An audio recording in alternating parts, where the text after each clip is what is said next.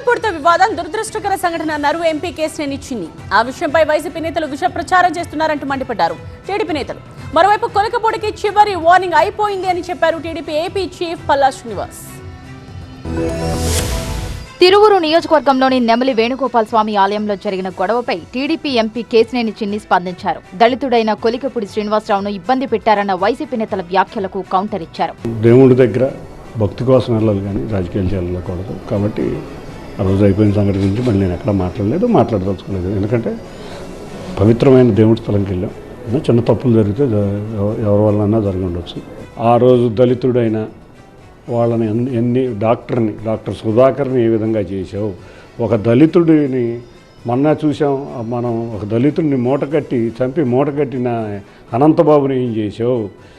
దళితుల గురించి నువ్వు మాట్లాడే హక్కు జగన్ రెడ్డికి లేదు.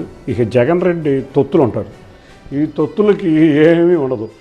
జగన్ రెడ్డి తొత్తులు అందరూ కూడా ఇక్కడ విజయవాడలో తొత్తు ఉన్నాడు, ఆ తొత్తుకి అరుపులు ఎక్కువ, పని తక్కువ. ఈరోజు ఒక పార్లమెంట్ సభ్యుడిగా ఉండాల్సిన హోందాతనం నీకుందా?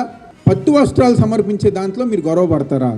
మీరు కొట్టుకుని గొడవపడి ఎంతో గొప్పగా మేము చెప్పుకునే వేణుగోపాల స్వామి యొక్క కళ్యాణాన్ని మీ యొక్క రాద్ధాంతంతో, మీ యొక్క గొడవతో ఆ పేరుని, ఆ గొప్పతనాన్ని గారి మీరు నాశనం చేసే పరిస్థితికి ఈరోజు ఈ కూటమి ప్రభుత్వంలో ఉన్న ఎంపీ ఎమ్మెల్యేలు వచ్చారు. ఎమ్మెల్యే కొలికపూడి తీరుపై ఆగ్రహం వ్యక్తం చేశారు ఏపీ సామాజిక సంక్షేమ బోర్డు చైర్మన్ బాలకోటయ్య.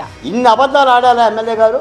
మీ ఉద్దేశం ఏదో మీ కడుపులో పెట్టుకోండి. దీని మూలాన వాళ్ళ కింద నక్కలాగా కాచుకొని కూర్చున్న వైసీపీ సోషల్ మీడియాకి మీరు మాంసం ముక్కలు అందిస్తుంటే సోషల్ మీడియా మొత్తం కూడా కూటమి ప్రభుత్వం మీద, ఎంపీ గారి మీద దాడి చేస్తున్నారు. మీరు ఎవరికి ఊడిగం చేస్తున్నారు?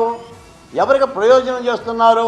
కొలికపూడి తనకు తాను గొప్పగా ఊహించుకుంటున్నారు అంటూ చిట్చాట్లో తెలిపారు టీడీపీ ఏపీ అధ్యక్షుడు పల్లా శ్రీనివాస్. పార్టీ లేకపోతే ఎవరైనా సున్నానే అన్నారు. వ్యక్తిగత ఇమేజ్తో ఎవరూ గెలవలేరన్నారు. కొలికపూడికి చివరి వార్నింగ్ అయిపోయిందన్నారు. ఇక పిలిచి మాట్లాడే పని లేదన్నారు పల్లా శ్రీనివాస్.